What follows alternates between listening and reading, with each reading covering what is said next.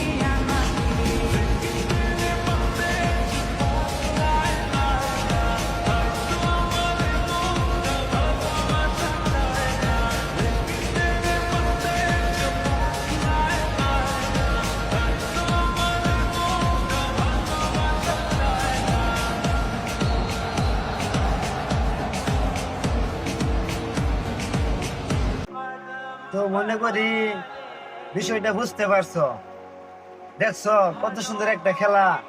আর এখনের খেলা আমাদের খেলার চেয়ে মারামারি হয় বেশি।